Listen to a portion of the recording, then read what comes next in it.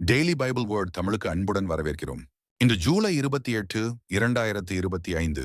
கடுகு விதை வளர்ந்து வானத்து பறவைகள் அதன் கிளைகளில் வந்து தங்கும் அளவுக்கு பெரிய மரமாகும்.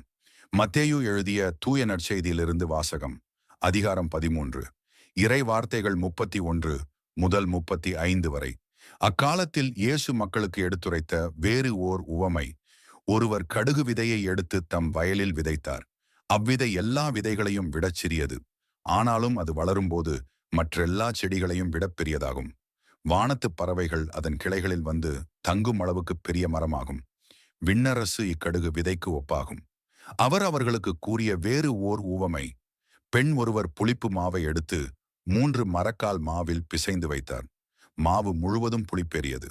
விண்ணரசு இப்புளிப்பு மாவுக்கு ஒப்பாகும். இவற்றையெல்லாம் இயேசு மக்கள் கூட்டத்துக்கு உவமைகள் வாயிலாக உரைத்தார். உவமைகள் இன்றி அவர் அவர்களோடு எதையும் பேசவில்லை. நான் உவமைகள் வாயிலாக பேசுவேன், உலகத் தோற்றம் முதல் மறைந்திருப்பவற்றை விளக்குவேன் என்று இறைவாக்கினர் உரைத்தது இவ்வாறு நிறைவேறியது. இது ஆண்டவரின் அருள்வாக்கு. இறைவா, உமக்கு நன்றி. தினசரி நற்செய்தி வார்த்தைகளுக்கு daily Bible words Tamil channel subscribe பண்ணுங்க. இந்த வீடியோவை லைக் செய்யவும், ஆமேன் என்ற வார்த்தையை பதிவு செய்யவும் மற்றும் உங்கள் நண்பர்கள் மற்றும் குடும்பத்தினருடன் பகிர்ந்து கொள்ளுங்கள். கடவுள் உங்களை ஆசீர்வதிப்பாராக. ஆமேன்.